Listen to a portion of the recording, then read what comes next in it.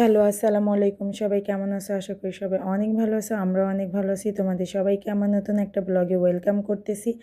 আজকে যাইতেছি আমাদের ফ্যামিলির একটা নতুন মেম্বারকে, নতুন ছোটোখাটো একটা মেম্বারকে ওয়েলকাম করতে, একদম পকুশ বুড়িকে ওয়েলকাম করতে। তো চলে আসছি সিরাজ খালেদা হসপিটালে। এই হসপিটালে আমার মেয়েও হয়েছিল। এই হসপিটালটা দেখলে আমার অনেক অন্যরকম একটা ফিল হয়।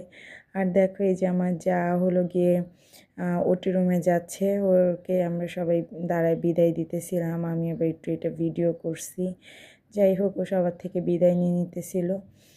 আর এই মোমেন্টটা তো অনেক একটু ইমোশনালি, কারণ হলো গিয়ে আল্লাহ যা ভাগ্যে রাখে তাই তো হয়। পরে যাই হোক, আমরা সবাই হলো গিয়ে বাইরে অপেক্ষা করতেছি, বেবির অপেক্ষা, যে কখন হলো গিয়ে বুড়িটাকে বের করবে, আমরা দেখব।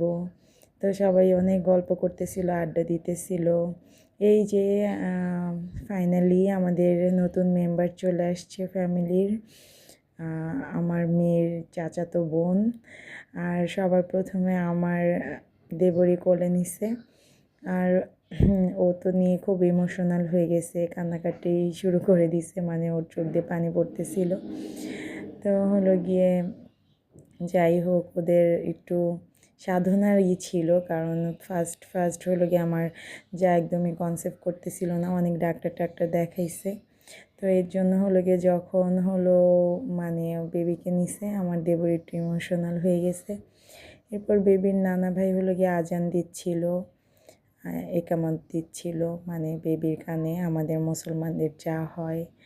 আর সবাই খুবই খুশি ছিল, সবাই অনেক এক্সাইটেডও ছিল, দেখতে খুব ভালো লাগতেছিল, মোমেন্টটা খুব সুন্দর ছিল।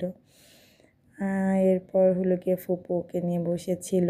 ফুপুই ওকে আসলে সব টেক কেয়ার করছে, যত্ন করছে, রাখছে কোলে, এটাই। আর আমার মেয়ে তো খুবই খুশি ছিল যে তার একটা বোন হয়েছে, আমার মেয়ে কোলে নিছে। এই যে আমার মেয়ে একদম কোলে নিয়ে বসেছিল। আর আমার মেয়ের এমনিতেও বেবি খুবই পছন্দ, সে খুবই পছন্দ করেছে তার বোনরে।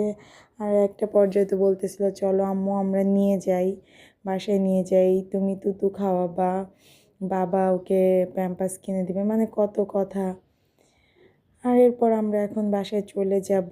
আর আমরা একটা গাড়ি নিয়ে সবাই বাসায় চলে যাচ্ছিলাম।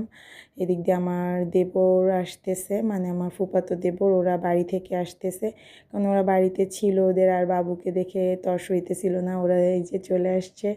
আর আমার যা বলতেছে, তুমি এখন আমাদের ভিডিও করতেছে, যখন আমরা রুমে ঢুকছি তখন করো নাই। আসলে ওরাও টায়ার্ড হয়ে আসছে, আমিও এক